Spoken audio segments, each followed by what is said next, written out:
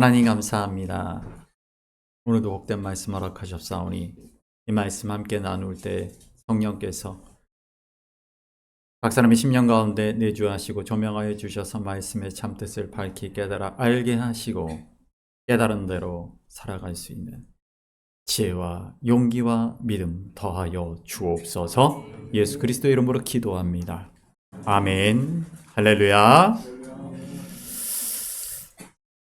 오늘 다니엘, 우리가 선지자라고도 부르는 다니엘에 대한 이야기들을 함께 나누게 될 텐데요. 이 다니엘, 그리고 우리가 다니엘서라고 부르는 이 다니엘의 이야기들이 어떻게 보면 성경 전체 66권 가운데서도 가장 많이 왜곡되어 전해지는 그런 내용들이 아닌가 그렇게 생각을 해봅니다.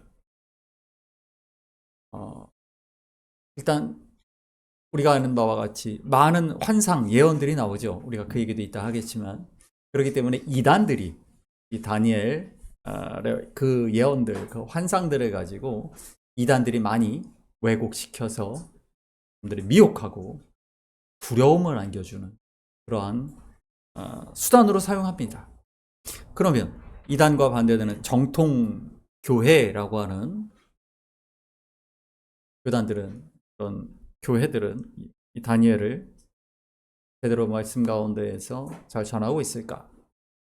다니엘이라고 하면 우리가 가장 한국 교회가 그동안 다니엘을 가지고 가장 많이 언급하고 활용했던 예는 뭐냐면, 첫 번째는 예전에 그 서울대 나오신 분이 쓰신 다니엘 학습법. 네. 다니엘이 총리가 되잖아요. 또 바벨론, 페르시아, 거대한 대제국의 가장 높은 위치까지 올라갑니다. 출세하는 사람이죠. 그래서 다니엘과 같은 자녀들을 길러라. 다니엘 학습법, 그 책이 아주 많이 팔리기도 했고, 그것이 어떤 대형 교회들을 중심으로 그러한 프로그램으로 많이 자리를 잡았죠. 그래서 자녀들을 좋은 대학에 보내고 출세시키기 위한 것으로 요셉과 다니엘이 많이 등장합니다. 또 다니엘의 새 일의 기도회가 지금 한국교회의 큰 유행이죠. 새 일회 동안 기도했던 다니엘에게 하나님께서 응답하셨듯이 간절히 기도하면 하나님 응답하신다라는 그런 메시지를 가지고 매년 한국교회에 정말 수많은 교회들이 온라인으로 연결되어서 그렇게 기도회를 합니다. 기도하는 건 물론 좋은 것입니다. 간절히 기도하는 건 너무 좋은 것입니다. 그러나 과연 그 다니엘 세일의 기도회가 그런 의미인가? 오늘 그 말씀을 다시 한번, 작년에도 본 적이 있는데 한 발 더 깊이 한번 들어가 보려고 합니다. 우리 10장 1절 말씀 읽어보겠습니다. 10장 1절 같이 읽습니다. 바사왕 고레스 제3년에 한 일이 벨드사살이라 이름한 다니엘에게 나타났는데 그 일이 다니엘이 그 일을 분명히 알았고 그 환상을, 아멘. 여기서 제일 중요한 단어가 뭐냐 그러면 고레스 제3년입니다. 스크린을 잠깐 올려주시면, 여기서 바사가 어느 나라입니까? 페르시아죠.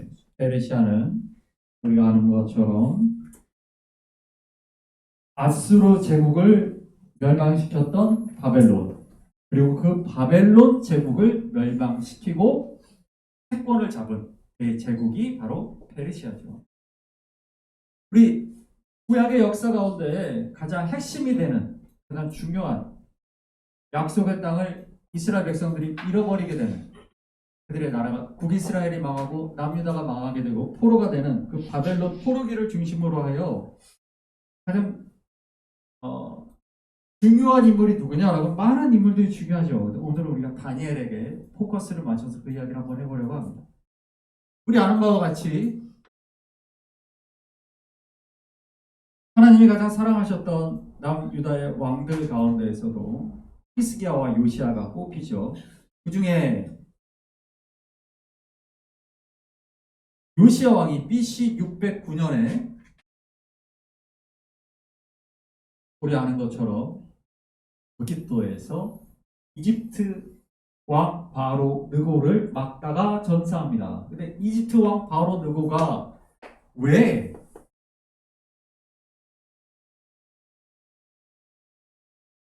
이스라엘을 관통하여 북상하고 있었을까라고 한다면 그때 세계사에서 어떤 일이 있었는가 우리가 볼 필요가 있죠. 그때까지 전 세계를 그때까지 알려졌던 문명권, 우리 서양을 중심으로 하는 문명권이죠. 아수르 제국입니다. 네, 아시리아 제국. 그 아시리아 제국 우리 아는 것처럼 BC 722년에 북이스라엘을 멸망시켰고 남유다를 거의 복속시켰죠. 그 아수르가 그 후에 아수르를 친 것이 바로 바벨론입니다. 바벨론과 그러니까 이 바벨론을 거의 막바지까지 궁지까지 몰아붙인 게 바로 609년이에요. 그래서 당시에 바벨론의 왕과 이집트 파라오 느고 2세가 동맹을 맺고 하란까지 쫓겨났던 바벨론의 자녀 세력을 돕기 위해 이집트가 올라가고 있었던 것이죠. 그때 요시야는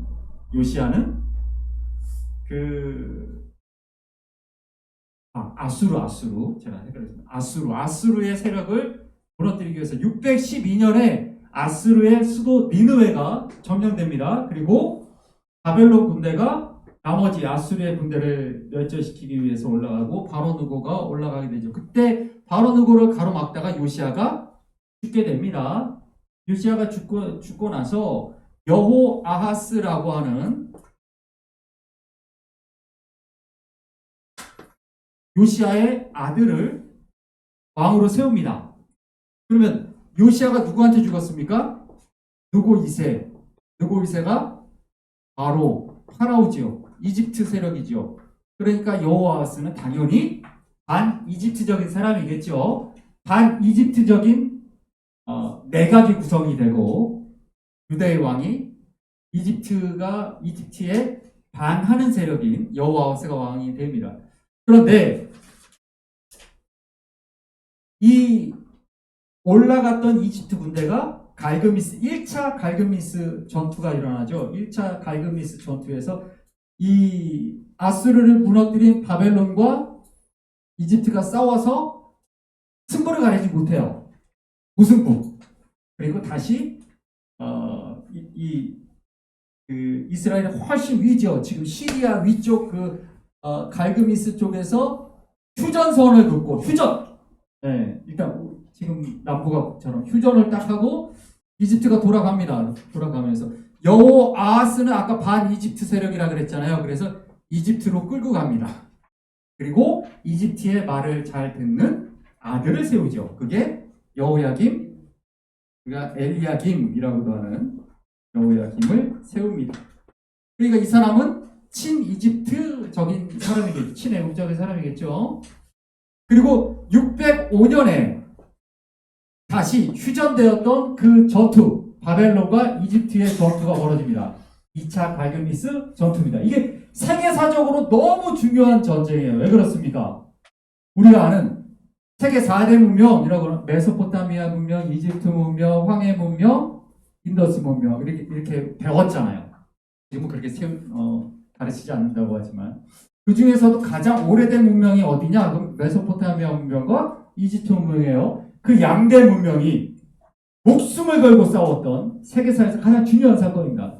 갈그미스 전투에서 결국 4년 전에는 휴전했는데 결국 다시 전쟁을 해서 누가 이깁니까? 바벨론이 이기죠. 바벨론이 이깁니다. 느부갓네살 왕이 이깁니다. 그래서 어떻게 됩니까? 이집트 나일강까지 쳐내려가죠. 그러면 그 중간에 뭐가 있어요? 예루살렘이 있죠. 그래서 그때 예루살렘을 함락하죠. 1차 함락이 그때 있습니다.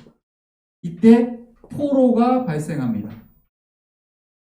1차 포로, 이때 끌려갔던 사람이 바로 다니엘입니다. 다니엘과 세 친구. 이때 끌려갔던 사람들은 왕족, 귀족 이런 사람들이에요. 그런 사람들이 이때 끌려가게 됩니다.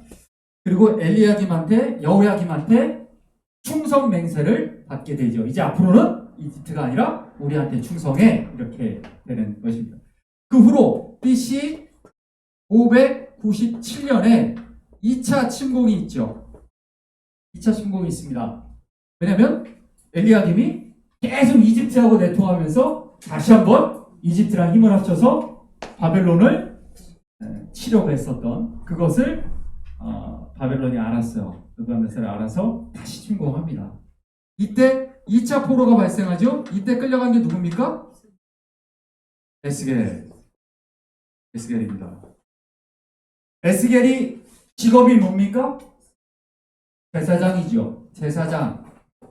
에스겔과 같은, 그러니까 이제 왕족 귀족뿐만 아니라 이제 종교 지도자, 사회 지도자급까지 다 끌고 갑니다. 이거 지도자급들이 있으니까 이게 반란을 획책하는군 하고서 지도자가 될 만한 사람들, 많이 배운 사람들, 높은 지위에 있는 사람들, 이런 사람들을 끌고 갑니다. 그게 2차 포로죠.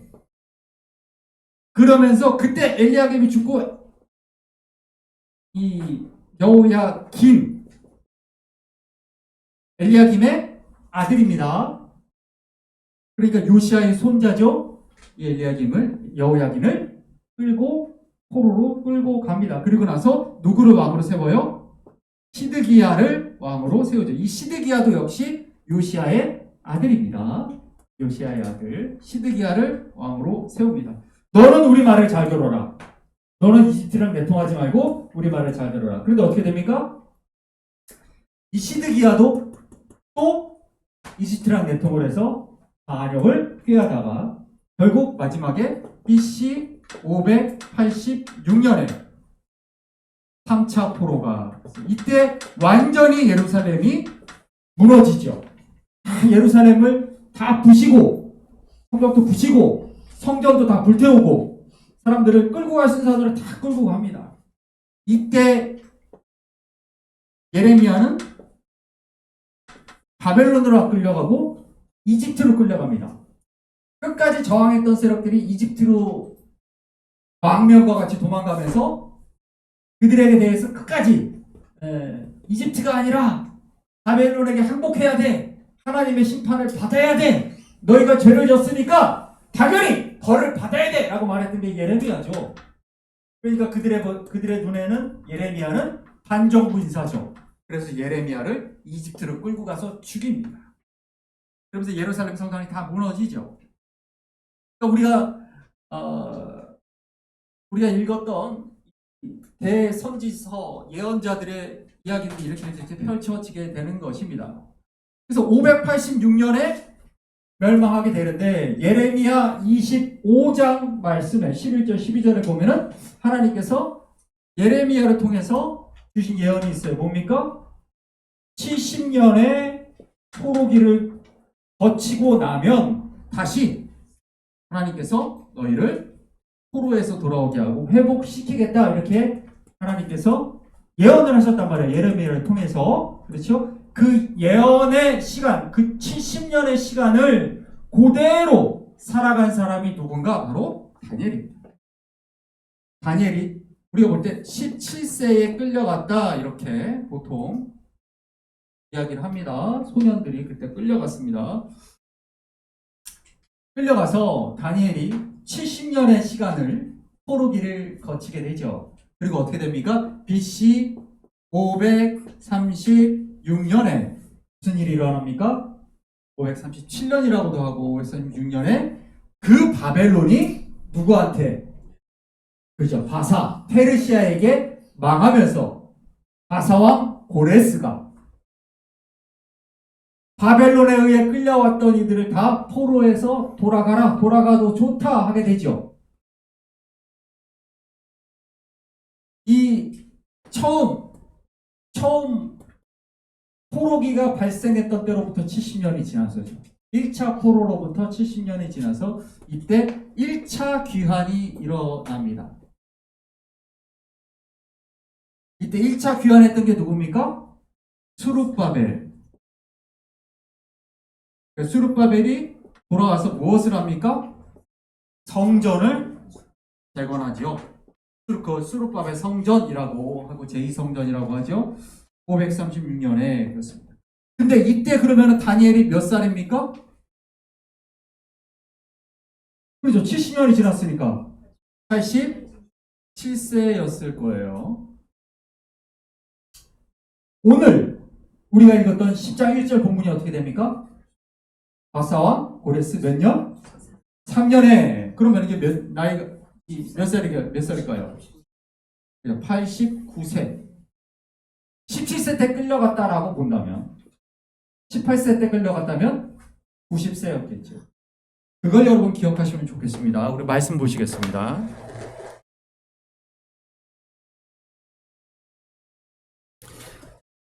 스룹바벨의 이야기가 성경에 어디 있느냐? 에스라에 나옵니다. 우리 에스라 3장 8절 말씀 한번 보겠습니다. 예루살렘에 있는 하나님의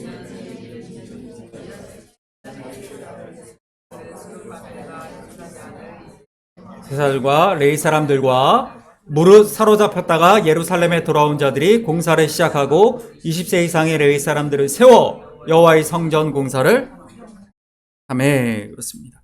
그러니까 돌아온 1차 포로에서 돌아온 사람들. 근데 우리가 알다시피 에스라는 1차 포로 때 돌아온 사람이 아니죠? 에스라는 2차 포로에 돌아온 사람이에요. 그렇지만 에스라가 1차 포로에 대한 이야기들을 다 미리 에스라서에 적어놨기 때문에 우리가 이 내용을 알 수 있는 것입니다.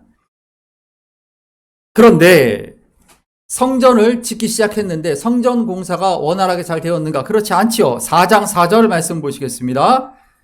이로부터 그 땅 백성이 그 건축을 방해하되. 아멘. 성전을 다시 회복해야 되는데 수많은 대적들이 방해하여 성전 공사가 멈추게 되었다라는 것이죠. 그것을 바벨론 포로로 끌려갔다 페르시아로 제국으로 나라가 바뀐 이후에도 돌아오지 않았던 사람, 포로기의 모든 시간 70년 포로의 시간을 오직 예레미야의 예언이 회복되기를, 예언이 성취되기를, 예루살렘이 회복되기를, 하나님의 백성의 소명이 회복되기를 하루에 3번 예루살렘을 향하여 골방에서 기도했던 사람 다니엘. 여러분, 다니엘이 왜 골방에서 하루 3번 기도했다고 제가 말씀드렸죠? 다니엘의 직업이 뭐였다? 처음 직업이 환관이었다. 다니엘은 환관장한테 발탁이 돼서 환관이었다. 여러분, 우리 알고 계시는 바와 같이 율법에 의하면 거세한 자는 그죠? 하나님의 회에 들어가지 못한다. 그래서 회당이 시나고그라고 하는 포로로기로 끌려갔던 백성들이 그곳에서 바벨론 땅에서 모여서 하나님의 말씀을 가르치고 배우고 했던 그 회당, 그 모임에 다니엘은 들어갈 수가 없었어요. 동족들로부터 단절됐죠. 다니엘이 총리가 돼서 출세했으니까 우리 자식들이 다니엘처럼 살아가기를 그렇게 바란다라고 만들어진 한국의 그 수많은 성경 공부 프로그램들. 다니엘은 제가 말씀드렸잖아요. 작년에도. 골방에서 하루 3번 기도할 수밖에 없었던 사람, 동족들과 단절된 사람, 하나님의 저주를 받은 사람처럼. 그러나 그럼에도 불구하고 70년 동안 하루도 거르지 않고 사자굴에 던져지는 한이 있더라도 그는 하루도 거르지 않고 하루 3번 기도하였다. 그렇죠. 왜냐하면 그게 다니엘의 소명이었거든요. 17살에 끌려가면서 70년 동안 그는 기도했던 사람. 근데 그 사람이 왜 돌아오지 않았는가? 이미 89세의 나이에 몇 달에 걸친 그 긴 거리를 여행하는 것이 부담스러웠던 것이 너무 어려운 일이에요. 그래서 그는 꿈에도 그리던 고국으로 돌아가지 않고 여전히, 오늘 우리 말씀 보니까 여전히 그 땅에 남아 있어요. 포로로 끌려왔던 그 땅에 남아 있습니다. 그런데 소식이 들려옵니다. 옛날 우리처럼 바로 연락이 된 게 아니라 몇 달에 걸쳐서 소식이 들려왔겠죠. 성전이 곧 회복될 줄 알았더니 성전 공사가 중단되고 괴롭힘을 당하고 있구나. 10장 2절 말씀 한번 봅니다. 읽습니다. 그때 나 다니엘이 동안을 슬퍼하며 세일해가 차기까지 먹지 아니하며 아멘. 그래, 우리가 잘 알고 있는 그 새1의 기도회. 여기서 1회는 7일을 얘기하는 겁니다. 그러니까 새1회라고 하면 21일이겠죠. 새1회 동안 기도하였다라는 겁니다. 그래서 막 우리 그 한국의 새1회 기도회를 열심히들 지금 하고 계신데, 새1회 기도회에서 다니엘이 응답받았다. 다니엘이 받은 그 응답이 뭡니까? 어떤 응답을 받았죠? 바로 성전 공사가 회복됐습니까? 아닙니다. 에스라 4장 5절을 보십시오. 읽어봅니다. 바사왕 고레스의 시대부터 바사왕 다리오가 즉위할 때까지 관리들에게 뇌물을 주어 그 계획을 막았으며, 536년에 시작했던 성전 재건 공사가 끝난 게 언제입니까? 516년입니다. 20년 걸립니다. 20년 걸립니다. 다니엘이 기도해서 바로 성전 공사 된 게 아니에요. 그 후로 10몇 년 동안을 공사를 못해요. 그러니까 다니엘이 새1회 동안 기도해서 응답받은 건 그게 아니라는 말씀이에요. 다니엘 10장 4절 말씀 보실까요? 10장 4절입니다. 첫째 달 히데겔이라고 하는 큰 강가에 있었는데, 아멘. 히데겔이 어느 강입니까? 티그리스 강이죠.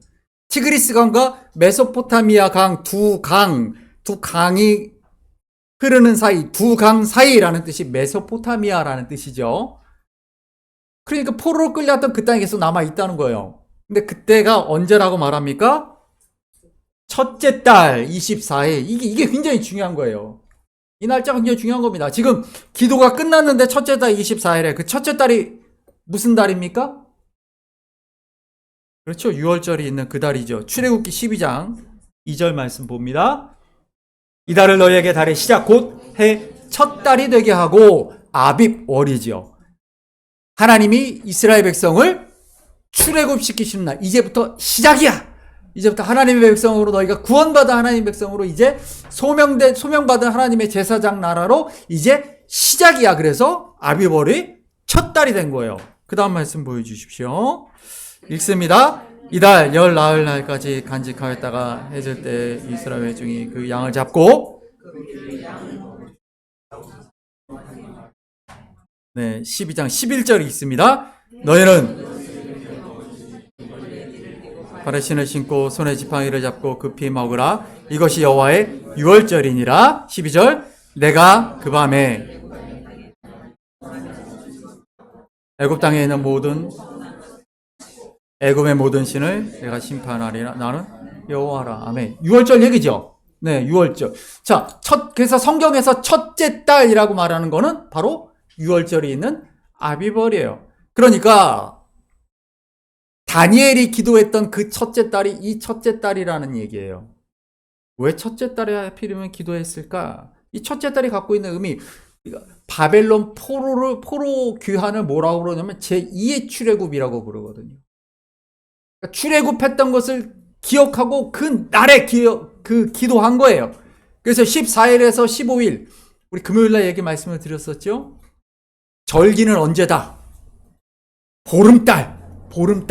14일 저녁부터 15일까지 이어지는 그날 6월절, 초막절도 티슈레이월 14일 저녁부터 15일 제가 말씀드렸었죠. 그러니까 그때를 딱 그 6월절을 기점으로 딱 21일 기도를 한 거예요. 그러니까 다니엘 새1의 기도에서 21일 동안 하나님께 간절히 기도했대 응답받았다가 아니고, 다니엘의 새1의 기도의 핵심은 이 아비벌, 이 6월절의 의미가 있단 말이에요.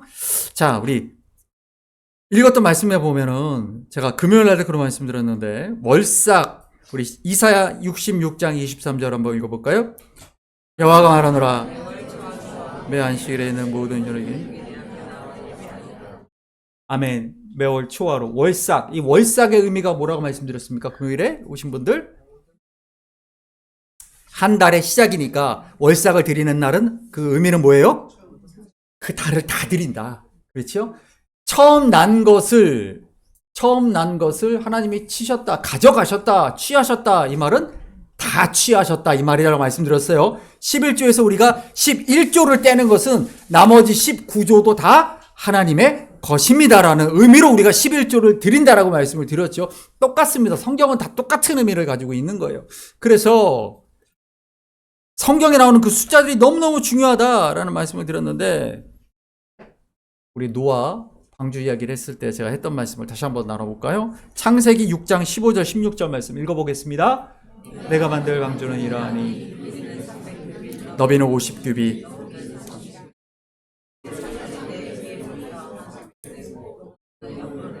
상중하 3층으로 설치니라. 아멘. 그렇습니다. 방주가 히브리어로 그 다음 보이시면 테바라고 했습니다. 테바, 아크라고 하죠. 테바. 이 테바라고 불리는 것들이 중요한 것들이 또 뭐가 있습니까? 모세의 갈대 상자가 있죠. 테바가 뭐냐면 상자라는 뜻이에요. 상자. 그래서 우리가 다 알고 있는 성막, 궤, 우리가 아는 법궤, 법궤도 상자죠.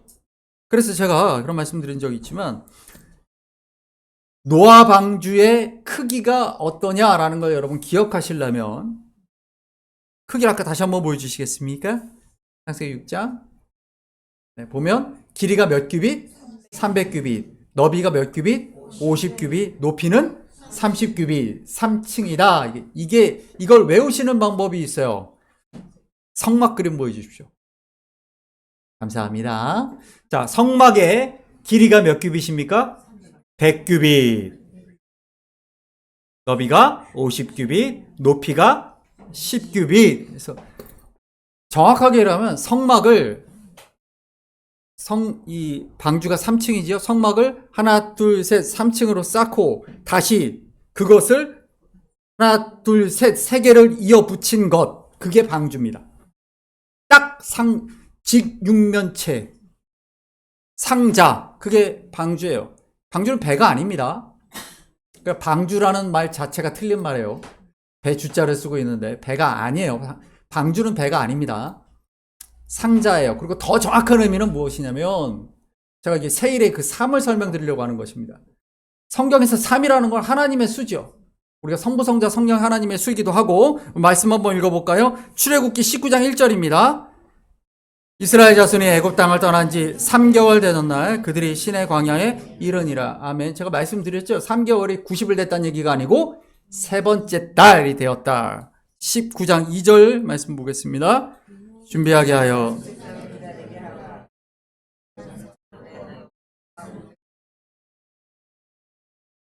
아멘. 하나님이 이스라엘 백성 앞에 나타나시는 날, 그게 언제냐? 셋째 날입니다. 3일. 요한복음 2장 1절 2절 한번 읽어볼까요? 시작. 사흘째 되던 날 갈릴리 가나에 예수의 어머니도 거기 계시고 예수와 그의 제자들로 혼례 청함을 받았더니 아멘. 우리가 지금 주연절 기간인데 주연절의 의미는 주님의 영광이 나타났다. 그래서 주현입니다. 하나님의 영광이 나타났던 사건, 첫 번째 사건이 바로 가나 혼인잔치, 물로 포도주를 만드신 사건입니다. 3일째에 일어납니다. 우리 그 다음 말씀도 보겠습니다. 고린도전서 15장 말씀입니다. 내가 받은 것을 먼저 너희에게 전하였노니 이는 성경대로 상사 지낸 바 되셨다가 성경대로 아멘. 성경에서 3은 하나님의 숫자입니다. 하나님의 영광이 나타나는 숫자, 하나님의 영광이 사건이 일어나는 숫자가 3이에요. 그래서 반복되는 것입니다. 세일에 기도해라고 했을 때 21일 동안 릴레이 기도를 하면 그 간절함이 하나님께 응답받는다라는 게 아니고 다니엘의 세일의 기도가 갖고 있는 그 영적인 의미를 우리가 알아야 된다는 것이죠. 간절히 기도했던 바로 그 출애굽의 달 아비월에 새 1회 동안 7 하나님의 일하시는 그 숫자가 7일이죠. 네. 하나님의 창조의 숫자 그 7이 3번 반복된 이후에 우리 읽지는 않았지만 다니엘 10장 8절, 9절, 10절, 11절까지 한번 쫙 읽어보겠습니다. 그러므로 나만 홀로 있어서 이 큰 환상을 볼 때 내 몸에 힘이 빠졌고 썩은 듯 하였고 나의 힘이 다 없어졌으나 내가 그의 음성을 들었는데 한 손이 있어 나를 어루만지기로 내가 떨었더니 내 무릎과 손바닥이 땅에 닿게 일으키고 내게 이르되 큰 은총을 받은 사람 다니엘아 내가 내게 이르는 말을 깨닫고 일어서라 내가 내게 보내심을 받았느니라 하더라. 그가 내게 떨며 일어서니 쓰러져 있던, 탈진했던, 나이가 90세에 이르기까지 평생을 70년이 넘도록 70 몇 년을 나라를 위해 하나님의 언약이 성취되기 위하여, 예언의 성취를 위하여 기도하고 또 기도하였던, 혼자 골방에서 기도하였던 그 다니엘이 자신이 기도한 끝에 하나님이 정말 70년 만에 하나님의 백성들을 다시 예루살렘으로, 약속의 땅으로 돌려보내셔서 나의 소명은 이제 끝났구나 생각을 했더니만 성전 재건이 막혀버리게 된 거예요. 온갖 대적들의 방해가 있는 거예요.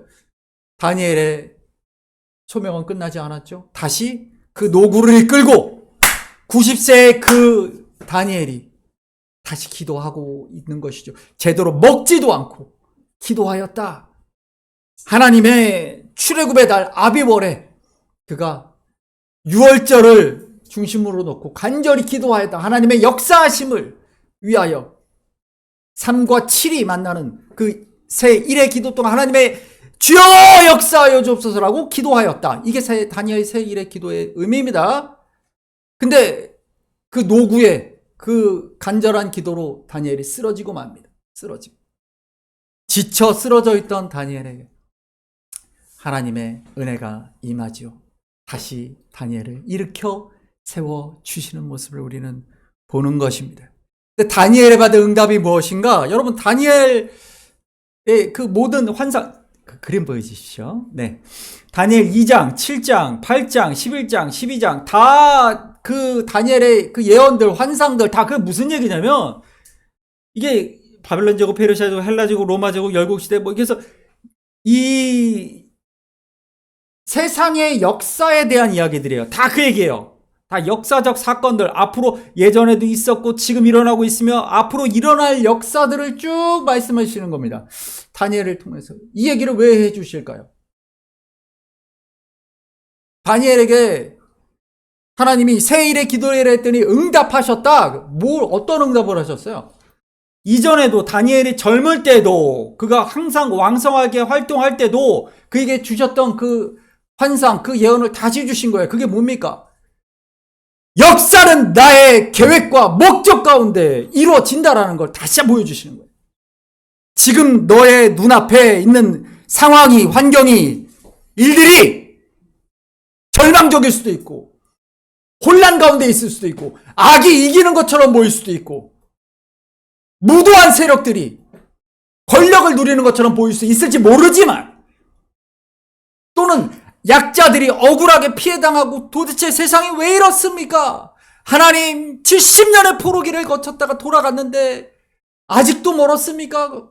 눈물을 흘리는 이 다니엘 앞에 하나님 보여주신 것, 그 환상이 똑같은 환상이에요. 결국은 똑같은 얘기죠. 뭡니까? 나의 계획은, 나의 역사는 계속 이루어진다. 지금 너의 눈앞에 있는 것 때문에 네가 절망하고 괴로워하고 낙심하지 마라. 쓰러지지 마라. 다시 일어나라. 너에게 준 그 소명의 자리를 지키기만 하면 된다. 다니엘의 이 세상을 떠난 이후에 결국 하나님의 뜻은 이루어지죠. 어떻게 이루어집니까? 우리 스크린 잠깐만 조금만 올려주십시오. 제가 아래에다가 했는데 조금만 올려주십시오. 네, 그만 올려주십시오.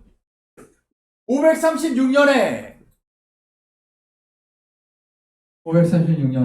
돌아가서 성전을 짓다가 결국 짓지 못했어요. 그래서 결국 언제 짓습니까? 516년에 완공이 됩니다. 자, 언제 무너졌습니까? 예루살렘 성전이 586년에 무너졌죠. 516년에 다시 지었습니다. 몇 년 걸렸습니까? 70년 걸렸어요. 하나님이 70년에 약속을 하셨던 그 약속이 그대로 이루어진 거예요. 다니엘은 왜 성전이 짓다가 왜 멈췄습니까? 하나님의 약속이 왜 이루어지지 않습니까? 라고 그가 간절히 기도하였으나 하나님이 주신 응답은 뭡니까? 내 계획은 틀림없이 이루어진다. 지금 네가 그걸 볼 수 없을지라도 내 인생, 너의 일생에서 다니엘아, 네가 살아서는 그걸 못 보겠지. 100세가 훨씬 넘은 나이일 테니까. 다니엘이 너는 살아서 못 보겠지. 그러나 반드시 이루어진다. 나의 계획은 이루어진다. 그거 다니엘이 받은 응답이 그거예요. 다니엘이 받은 응답이 그거예요. 다니엘이 세일의 기도를 했더니 무슨 응답을 받았다? 아닙니다. 그걸 왜곡하는 거예요, 성경을. 다니엘에 나오는 그 모든 환상과 하나님이 주신 응답은 다 똑같은 거예요. 왜 그렇습니까? 다니엘이라는 그 다니엘서라고 우리가 부르는 그 다니엘의 이야기 전체가 무슨 얘기입니까? 열방을 주관하시는 하나님, 역사의 주인이신 하나님이 누구냐? 그분이 어떻게 역사하시는 거, 어떻게 일하시는가를 보여주는 게 다니엘이에요. 그러니까 우리가 다니엘의 이야기를 읽으면서 우리가 깨달을 수 있는 건 딱 한 가지예요. 지금 우리의 눈앞에, 지금 내 상황이, 우리 가정의 상황이 어려울 수 있어요. 답답할 수 있어요. 문제가 해결이 안 되는 것처럼 왜 내가 이런 일을 당하나? 억울한 마음이 들 때도 있고 그럴 때도 있어요. 그러나 우리가 기억해야 될 건 다니엘이 그 평생의 삶을 하나님께서 그 다니엘을 통해서 보여주셨던 오늘 우리에게 보여주시는 것. 반드시 하나님의 계획은 이루어진다라는 것입니다. 우리의 눈에 보이지 않는다 할지라도 여러분 그걸 믿으시기 바랍니다. 그리스도는 그걸 믿는 사람입니다. 그리고 단지 너는 너의 소명의 자리에서 너에게 준 사명을 감당하라는 거예요. 오늘 나에게 맡겨진 다니엘에게 맡겨진 그 소명, 기도하는 소명, 축복하는 그 소명, 그걸 신실하게 이행하면 다니엘이 이 세상을 떠난 이후에도 하나님의 계획은 반드시 예루살렘 성전이 무너지고 나서 70년이 지나서 정확하게 하나님이 예루살렘 성전을 재건하시는 것을 우리는 먼 훗날 우리는 지금 우리의 눈으로 확인할 수가 있다는 것이에요. 다니엘은 못 봤겠죠. 그러나 그는 믿었어요. 하나님은 반드시 그분의 계획을 이루어 내실 것이다. 여러분 그 믿음이 우리에게 있기를 간절히 소망합니다. 오늘 우리가 소명의 자리를 지켜야 되는 것은 바로 그것이에요. 우리가 우리의 소명의 자리를, 우리 하나님의 부르신 자리를 지킨다는 것이 너무 힘들어요. 너무 어려워요. 괴롭고 고통스러울 때가 많이 있죠. 그러나 그럼에도 불구하고 디모데후서 1장 9절의 말씀을 한번 봅니다. 같이 읽습니다. 하나님이 우리를 구원하사 거룩하신 소명으로 부르심은 영원전부터 그리스도 예수 안에서 우리에게 주신 은혜대로 아멘. 그렇습니다. 영원전부터 하나님은 하나님의 계획을 지금까지 그분의 때, 그분의 방법으로 이루어 오셨음을 우리는 믿고 고백해야 될 줄 믿습니다. 그게 부름받은 자들이에요. 우리는 그저 도도하게 흘러가고 있는 거대한 강물을 그 흐름의 한 귀퉁이에서, 한 토막에서 나에게 주어진 소명을 감당하는 것입니다. 하나님의 역사는 끊임없이 흘러가고 있어요. 우리의 눈에 그것이 합리적이지 않을 수가 있어요. 우리의 눈에 긍정적이지 않을 수도 있고 희망적이지 않을 수도 있어요. 그러나 그럼에도 불구하고 하나님의 역사는 반드시 그분의 계획 가운데 이루어진다는 것이죠. 그림 한 장을 보여주시면 네, 감사합니다. 이 그림의 제목은 네로 황제의 인간 횃불입니다. 우리가 아는 바와 같이 AD 64년부터 67년 어간에서 있었던 네로 황제의 기독교 박해이죠. 로마에 있었던 대화재를 기독교인들에게 누명을 씌우고 기독교인들을 박해했습니다. 그 중에서도 자신이 잔치를 벌이면서 밀랍을 몸에 씌우고 기독교인들을 산채로 밤새 불태워서 잔치의 자리를 밝혔어요. 이때 바울 사도도 순교를 당하고 베드로 사도도 순교를 당합니다. 수많은 사람들이 순교를 당합니다. 바로 그때 쓰여졌던 게 베드로 전서 말씀입니다. 한번 읽어보겠습니다. 읽습니다. 시작.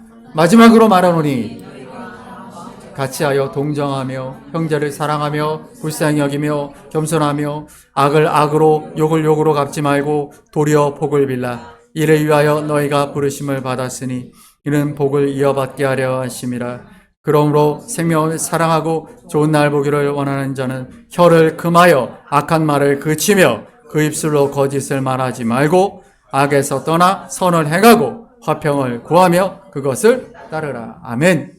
이 박해받는 그리스도인들을 향하여 베드로 사도가 순교를 당하기 전에 쓴 편지죠.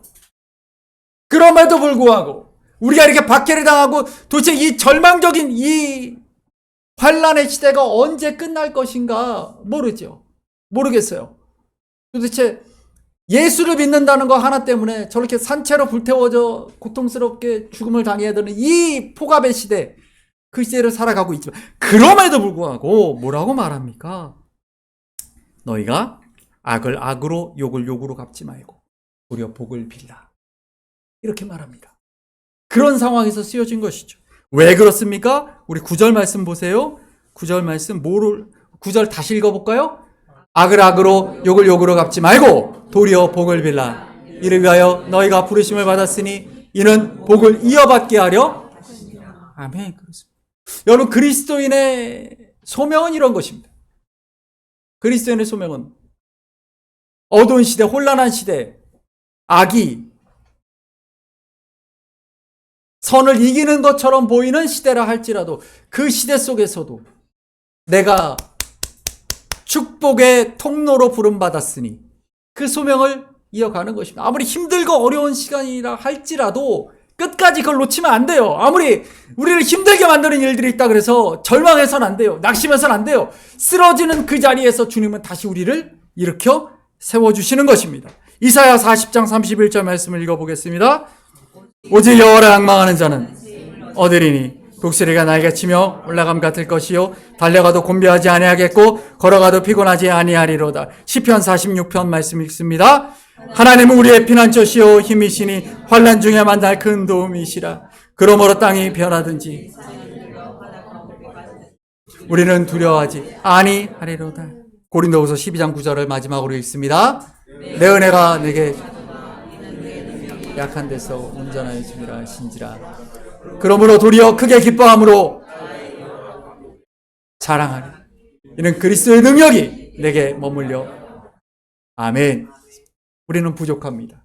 우리는 너무나 힘들어 지쳐 쓰러지기 쉽습니다. 그러나 그 상황에서도 그 시간에서도 그 자리에서도 우리는 우리를 다시 일으켜 세우셔서 우리에게 맡기신 그 소명을 감당하게 하시는 축복의 통로로 제사장으로 부르신 그 소명을 감당하는 저와 여러분 되시길 간절히 소망합니다. 여러분, 우리가 힘들고 어려운 일을 당하는 그 상황 속에서도 늘 내가 소명자로 부름받았음을 기억하고 그 힘을 달라고 감당할 수 있게 해달라고 기도할 수 있는, 하나님을 끝까지 신뢰할 수 있는 저와 여러분 되시기를 간절히 축원하며 소망합니다. 함께 찬양하실 텐데 여러분 가지고 계신